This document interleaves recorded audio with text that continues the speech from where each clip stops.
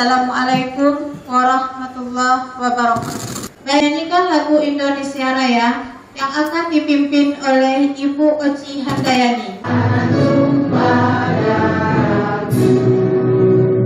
Indonesia Raya merdeka berkenan, hiduplah Indonesia Raya. Sepatah kata dari Kepala Sekolah UPT SD Negeri 11 Kota Besar pada Warahmatullahi wabarakatuh. Daya positif di sekolah, yaitu dalam rangka tugas-tugas yang harus dilaksanakan atau diselesaikan oleh calon guru penggerak angkatan ke-9. Yang saya hormati, itu gambaran sekilas yang ingin saya sampaikan terkait dari kegiatan ini Bapak Ibu. Alhamdulillah guru penggerak ini sangat banyak manfaatnya.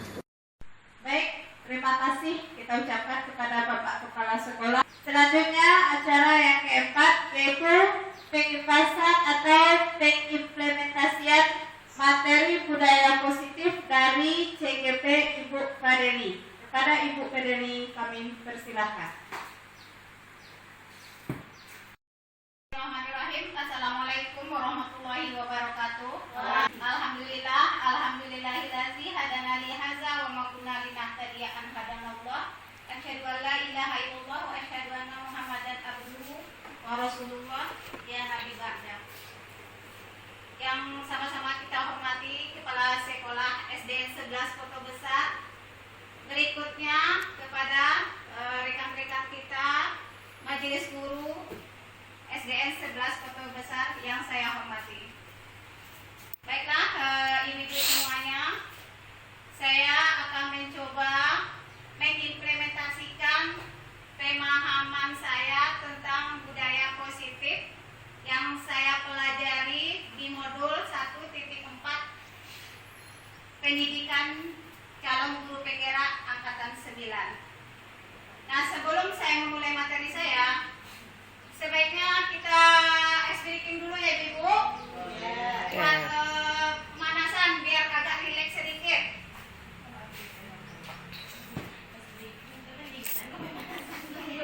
Salah. Pertama begini ya Bu. Tepuk jari 1, tepuk jari 2, tepuk jari 3, tepuk jari 4, tepuk jari 5, berbunyi semua. 1, 2, 3, bersiap belajar. Bisa Ibu? Nah, semuanya silakan berdiri. Pakai mic lah Ibu ya. Tangan nggak bisa. Alah. 1, 2, 3. Tepuk jari 1, Tepuk jari 2, tepuk jari 3, tepuk jari 4, tepuk jari 5, berbunyi semua. 1, 2, 3, bersiap berdoa. Baiklah ibu-ibu, untuk budaya positif yang saya pelajari di modul 1.4, kenapa kita harus menerapkan budaya positif tersebut? Nah, budaya positif itu ibu-ibu terjadi apabila lingkungan sekolah itu sudah menerapkan disiplin positif. Dan disiplin positif itu akan ada apabila memakai pendekatan, yaitu namanya pendekatan restitusi. Yang ada di sini untuk yang sesuai dengan filosofis Ki Hajar Dewantara, bahwa kita ini seorang guru diibaratkan sebagai seorang petani yang memiliki peranan penting untuk menjadikan tanamannya tumbuh subur. Kita akan memastikan bahwa tanah tempat tumbuhnya tanaman adalah tanah yang cocok untuk ditanami. Hanya dapat menuntun tumbuhnya padi. Kita hanya dapat menuntun tumbuhnya padi dan dapat memperbaiki kondisi tanah, memelihara tanaman padi, memberi pupuk dan air, membasmi ulat-ulat atau jamur-jamur yang mengganggu hidup tanaman padi. Jadi, Sebagaimana dengan filosofis Gajah Dewantara yang sudah kita bacakan tadi, kalau kita diberatkan hanya sebagai petani, misalkan kita kan hanya menanam padi, ya kita sebagai petani ya padi itu yang kita tanam nanti tumbuhnya apa? Tumbuhnya juga pasti padi. Bagaimana padi itu akan tumbuh dengan maksimal? Tentunya kita sebagai guru memilih tanahnya dulu yang bagus, memberi pupuk. Begitu juga dengan anak-anak kita sekarang, bagaimana masa depan anak-anak itu akan lebih baik nantinya itu tergantung kita oleh guru. Bagaimana kita cara mendidik anak tersebut, bagaimana cara kita membina anak tersebut tergantung pada tugas kita sebagai seorang guru. Kita usahakan akan supaya sekolah itu menerapkan disiplin positif. Itu namanya, kenapa disebut disiplin positif, ibu-ibu? Kalau kata-kata disiplin saja mungkin menangnya kita begini. Oh, disiplin itu berarti itu peraturan yang harus dipatuhi. Apabila dilanggar ada konsekuensinya. Itu kalau yang disiplin saja itu bayangan kita. Tapi kalau yang disiplin positif ini lebih mengarahkan kita tuh ke nilai-nilai kebajikan. Apa maksud nilai-nilai kebajikan? Ya seperti apa namanya tuh? Profil pelajar Pancasila. Apa saja nilai-nilai kebajikannya di situ? Kebinekaan global, Berpikir kritis, tanggung jawab, gotong royong, bernalar tinggi. Jadi sesuai disiplin positif itu dengan nilai-nilai yang ada di profil pelajar Pancasila. Inilah poin-poin yang akan kita bahas di budaya positif, yaitu yang pertama disiplin positif dan nilai-nilai kebajikan universal, kemudian teori motivasi, hukuman penghargaan dan restitusi, berikutnya lagi keyakinan kelas dan kebutuhan dasar manusia juga nantinya, dan terakhir nanti restitusi dan 5 posisi kontrol. Nah, kita coba dulu yang pertama yaitu disiplin positif dan nilai-nilai kebajikan dan universal.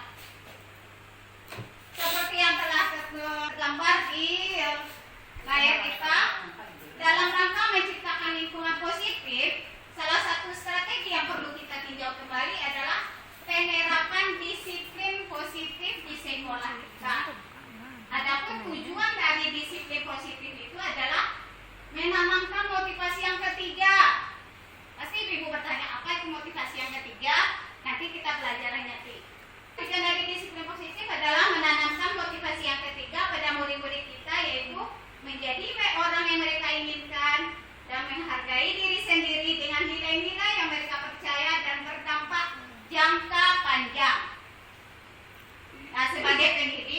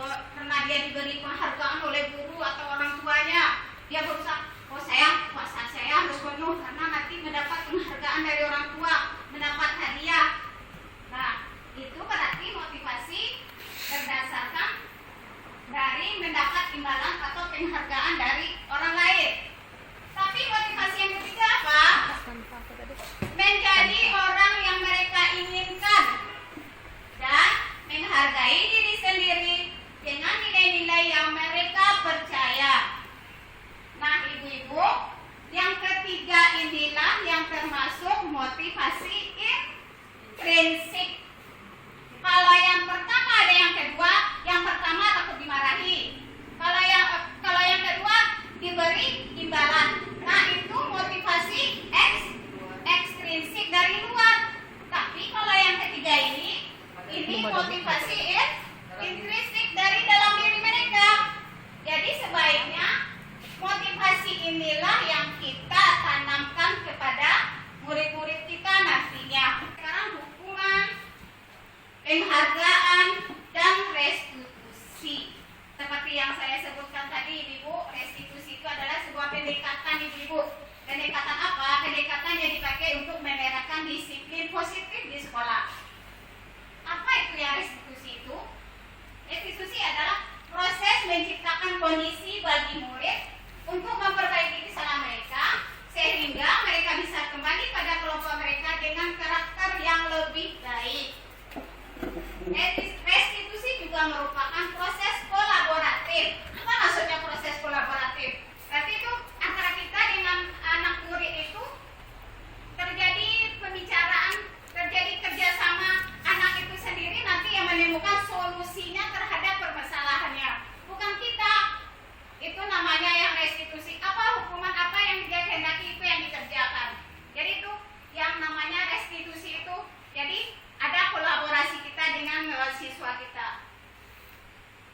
Dan membantu murid berpikir tentang seperti apa yang mereka inginkan dan bagaimana mereka harus memperlakukan orang lain. Berikutnya, nah, untuk menerapkan disiplin positif tadi, sebaiknya ibu-ibu kita di sekolah ini membuat keyakinan kelas lah kepada setiap anggota siswa kita atau kepada kelas kita. Bukan hanya berbentuk peraturan-peraturan saja, tapi yang kita buat itu adalah yang berupa keyakinan kelas. Nah, keyakinan kelas itu ibu-ibu ada tahapnya. Pertama yaitu lihat daftar kebajikan yang telah disusun bersama. Jadi siswa itu mencari dulu, dia mencari nilai-nilai kebajikannya bagaimana nanti akan dimasukkan ke dalam keyakinan kelas. Kemudian tentukan nilai-nilai kebajikan yang dijadikan perhatian utama. Nah, setelah ada pendapat dari siswa tadi, mana yang akan dijadikan yang utama? Berikutnya, sempurnakan beberapa daftar nilai-nilai kebajikan yang utama, bahas kembali dalam kelompok utama. Jadi, intinya di sini keyakinan kelas itu ibu-ibu bukan berbentuk aturan, ada konsekuensinya tidak. Tapi keyakinan kelas ini berupa nilai-nilai kebajikan di situ. Apa contoh nilai kebajikan misalnya?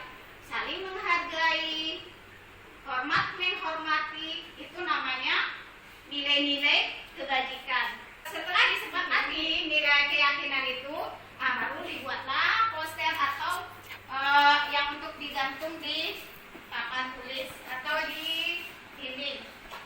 Keyakinan kelas itu ibu-ibu bersifat abstrak. Kenapa bersifat abstrak? Ya karena di dalamnya hanya berupa nilai-nilai, bukan.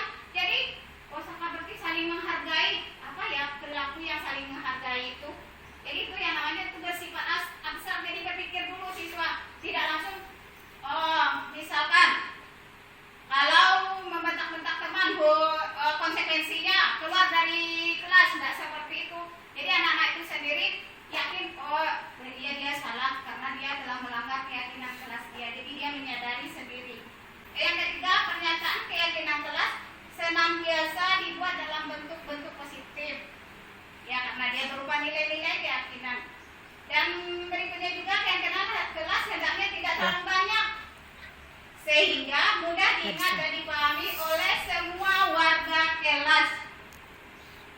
Jadi intinya harus mudah dipahami. Jadi anak-anak yakin, berarti nilai kebajikan itu misalnya saling menghargai. Anak itu paham apa itu yang saling menghargai itu. Berikutnya lagi, semua warga kelas hendaknya ikut berkontribusi dalam pembuatan keyakinan kelas lewat kegiatan curah pendapat. Di sini, kalau membuat keyakinan kelas itu harus bersama dengan anak-anak, bersama dengan murid, diadakan curah pendapat. Kalau yang ini bagaimana pendapatnya, yang satu lagi bagaimana pendapatnya, kemudian meninjau kembali keyakinan kelas dari waktu ke waktu. Tidak ada, misalnya ada yang ini perlunya kayaknya udah ada yang ditambah, berarti kita perlu ya kita evaluasi kembali. Itu yang keyakinan kelas. Jadi sebaiknya ibu-ibu untuk besoknya lagi kita berharap itu di kelas kita masing-masing sudah ada itu keyakinan kelas. Keyakinan kelas itu salah satu bentuk dalam menekankan disiplin positif. Nah, sekarang kita kembali Bapak Ibu ke kebutuhan dasar manusia. Ingat ya ibu-ibu, anak-anak itu ibu, dia bersikap sebenarnya, kenapa anak-anak itu berbuat salah lah misalkan, karena ada sesuatu kebutuhan dasar dia yang tidak dia miliki, yang tidak didapatkannya. Nah, kebutuhan dasar itu apa saja? Yang pertama yaitu kebutuhan bertahan hidup. Yang kedua, kebutuhan akan kasih sayang dan rasa diterima atau kebutuhan untuk diterima. Yang ketiga, penguasaan atau kebutuhan pengakuan atas kemampuan. Yang keempat, kebebasan, kebutuhan akan pilihan. Yang kelima, kebutuhan dasar apa? Yaitu kesenangan atau yang disebut juga dengan kebutuhan untuk merasa senang. Jadi ibu-ibu, sebaiknya ibu-ibu dalam kita menyelesaikan kasus atau menyelesaikan masalah murid, sebaiknya kita dulu mengidentifikasi kebutuhan dasar murid dulu, baru kita bertindak. Jadi apa ya kebutuhan dasar ini? Apa ya kebutuhan dasar anak ini yang tidak bisa dia nggak dipenuhi? Karena jadi anak itu bersikap seperti itu. Jadi tugas kita sebagai guru itu mengidentifikasi kebutuhan dasar murid-murid kita. 5 posisi kontrol. Apa yang maksudnya 5 posisi kontrol? 5 posisi kontrol ibu-ibu, bagaimana posisi kita dalam menyelesaikan masalah yang dihadapi murid tadi. Itu maksudnya 5 posisi kontrol. Apa ya? Apa ya, kita ini sebagai apa ya? Tuh 5 posisi kontrol. Dan 5 posisi kontrol ini ibu-ibu ada 4. Yang pertama itu kita sebagai pemarah. Yang kedua, pembuat rasa bersalah. Yang ketiga, sebagai teman. Kita sebagai teman dalam menyelesaikan masalah dengan murid. Yang keempat, atau kita sebagai konsekuensi. Atau kita berdasarkan peraturan yang ada, kita menghukum murid.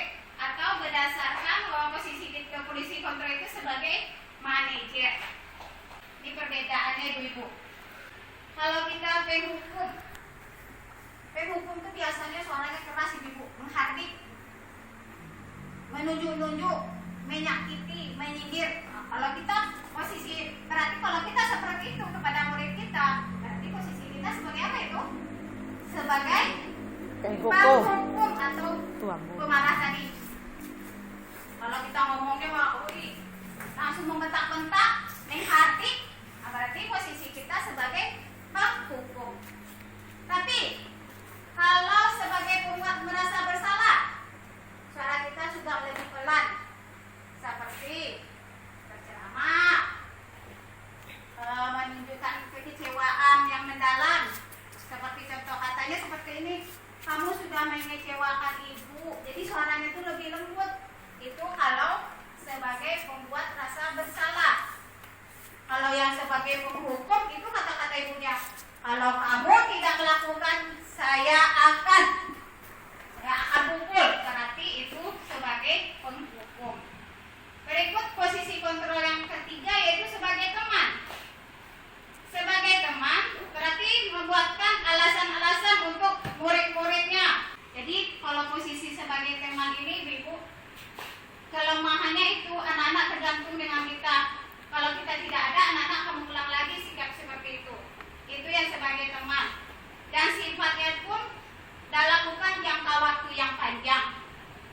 Seperti penghukum, itu dengan kita memberikan hukuman, berarti ya cuma sesaat itu saja anak-anak akan mematuhi. Besoknya mereka akan mengulangi lagi. Itu yang sebagai penghukum Begitu juga pembuat rasa bersalah, anak-anak juga akan mengulang lagi. Jadi sifatnya itu jangka pendek. Teman juga seperti itu, posisi sebagai teman juga untuk jangka pendek. Kemudian sebagai pemantau juga suaranya yang keras, suaranya ibu hanya pengukur. Ibu sebagai pemantau juga suaranya tidak keras dan lebih menghitung dan mengukur. Nah, jadi kita lebih menanyakan kepada peraturan. Kalau anak melanggar, kalau tidak pakai, kalau terlambat ke sekolah, apa konsekuensinya kalau dalam berbaris? Kita asingkan berdirinya, berarti posisi kontrolnya lebih ke konsekuensi. Oh, siapa yang terlambat? Baris di samping, tidak boleh bergabung dengan temannya lain. Berarti itu posisi kontrolnya sebagai pemberi konsekuensi, bukan sebagai penghukum, sebagai teman, dan juga bukan sebagai pembuat rasa bersalah. Dan anak-anak itu sendiri juga tidak akan membantah, karena mereka yakin, oh iya, ini sudah biasa, ini kalau saya melanggar, kalau saya terlambat, konsekuensinya apa ya? Saya berdiri di samping, saya tidak bergabung dengan teman-teman lain. Nah, berikut ibu-ibu, yang paling bagusnya yaitu posisi kontrol itu yang sebagai manajer. Jadi kita tuh berkolaborasi dengan siswa kita dan menanyakan kembali kepada anak-anak itu kenapa dia melakukan hal tersebut. Nah, berikut ibu-ibu ada di videonya. Nah, ini ya ibu-ibu video tentang 5 posisi kontrol. Jadi setelah melihat video ini, ibu-ibu mudah-mudahan mengerti apa itu 5 posisi kontrol. Nah, ibu posisi penghukum, bagaimana itu posisi penghukum. Jadi ini dramanya ibu, bagaimana sikap gurunya, bagaimana sifat muridnya. Ini anak yang datang terlambat. Sini kamu. Selamat pagi, Bu. Selalu terlambat. Itu posisi penghukum ibu-ibu, jadi suara gurunya lebih keras lagi. Kenapa saya harus ke lapangan basket, Bu? Nah, dan konsekuensinya juga nggak ada hubungannya ibu, malah dengan di lapangan jadi nggak nyambung. Masih berani jawab pula lapangan basket. Ibu dan Mbak. Nah, berikut lagi ibu posisi pembuat rasa bersalah. Ibu sebagai posisi teman lagi. Kemarin tadi ya deh. Posisi yang bukan lagi, ini posisi sebagai teman lagi. Sudah jam berapa ini, Nak? Terlambat lagi ya saya.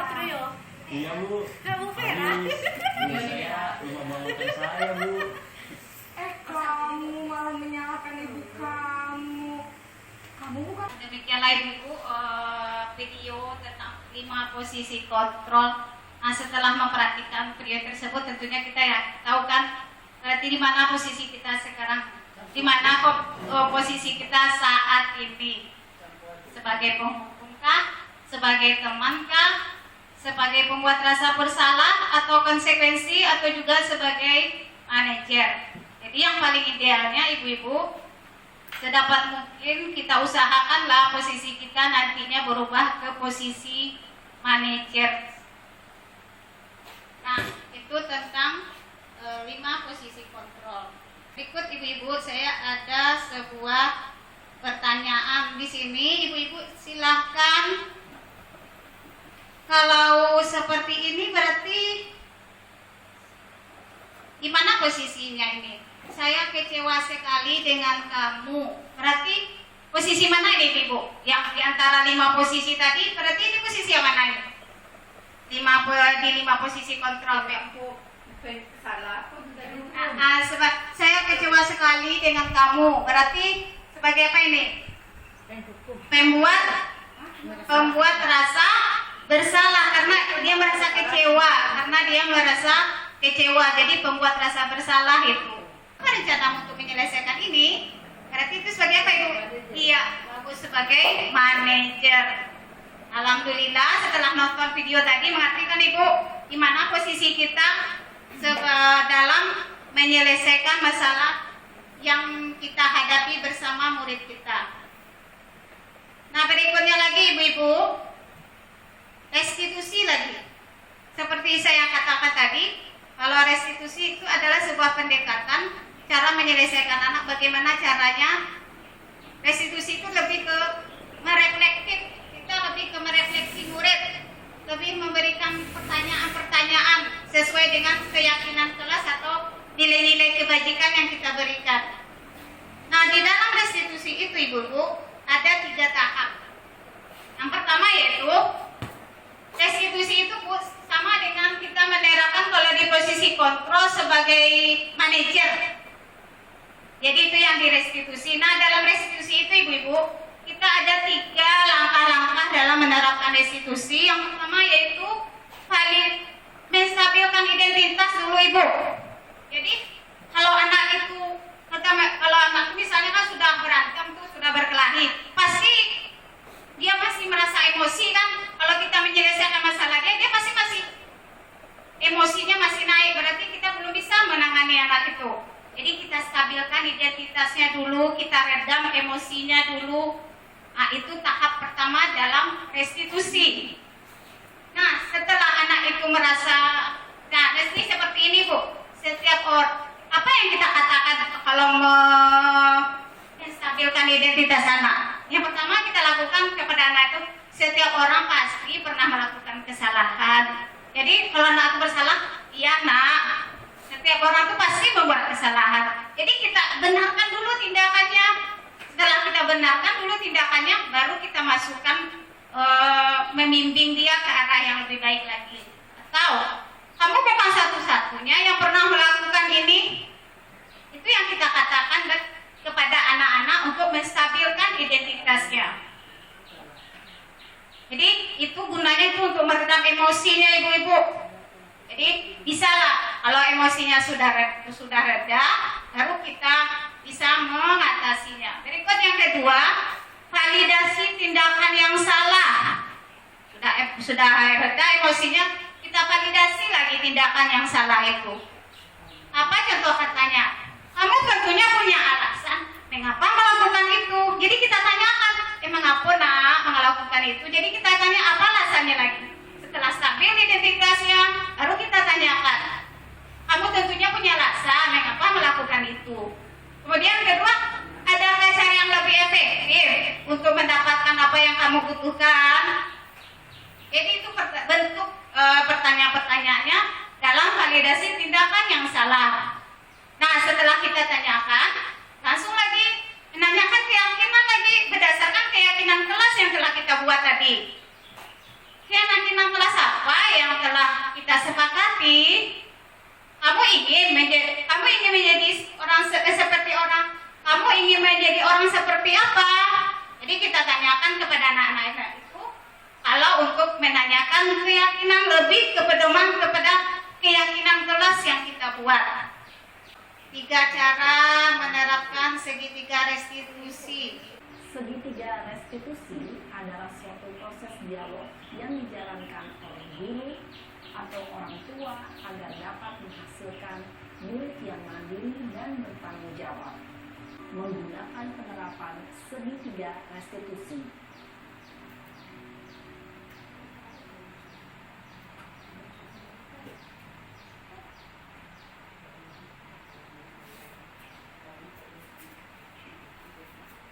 Yang cara sudah lama nggak ketemu saya. Kenapa hari ini ada di sini? Kesel Pak, kesel banget.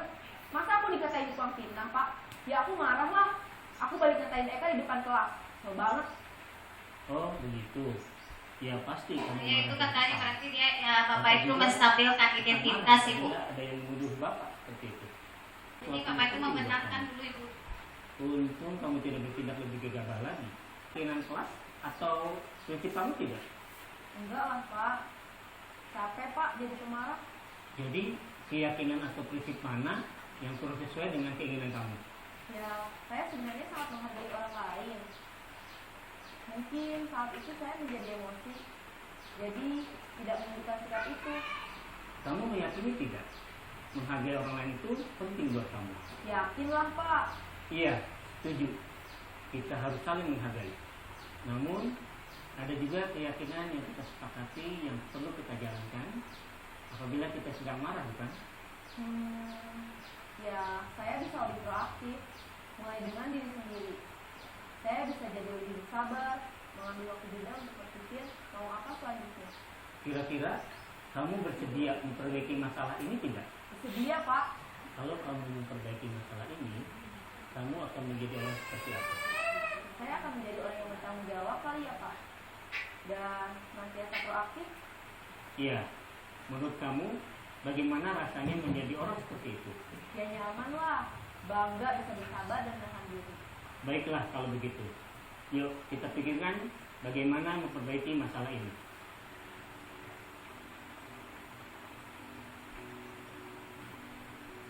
Pada diharapkan guru dapat menerapkan posisinya sebagai manajer dengan mengajukan pertanyaan-pertanyaan bermakna yang dapat membuat murid menjadi lebih percaya diri, bertanggung jawab, dan mandiri.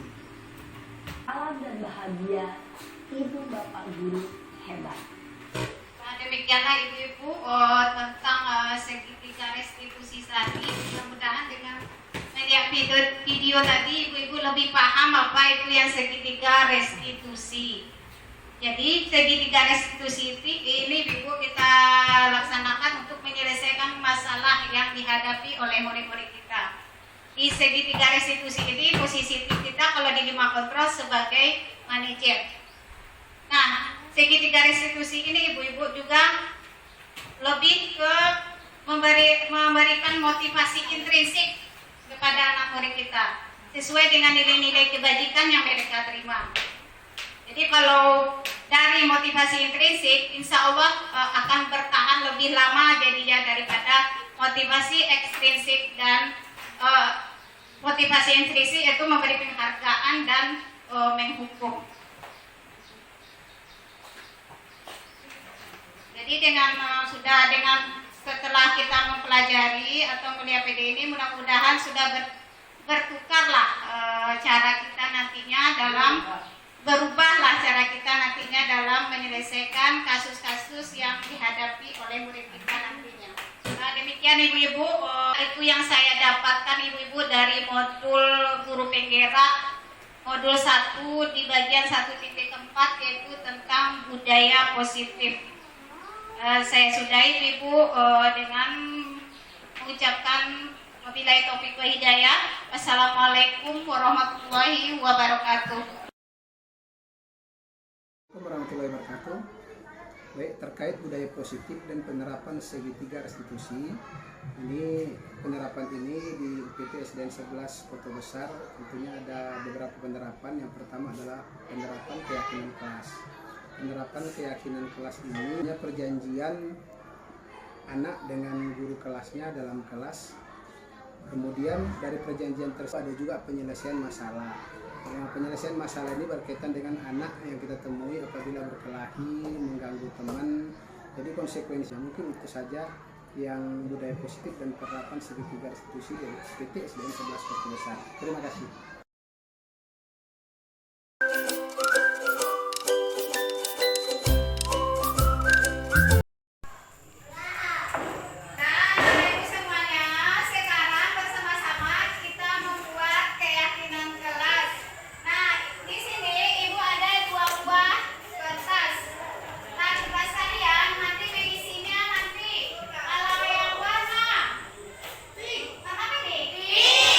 Khusus untuk yang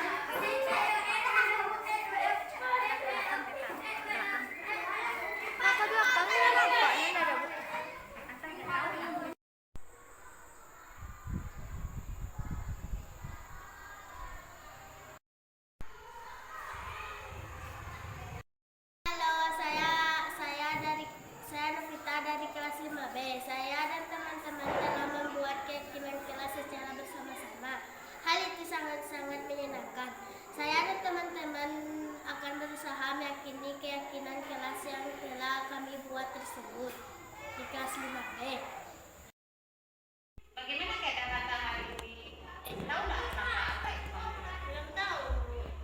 Itu ibu lihat tadi Atta belajar malas-malasan. Biasanya Atta dalam belajar itu aktif. Kenapa? Ya Bu, karena saya kesal. Kesal kenapa? Saya kesal pada ibu.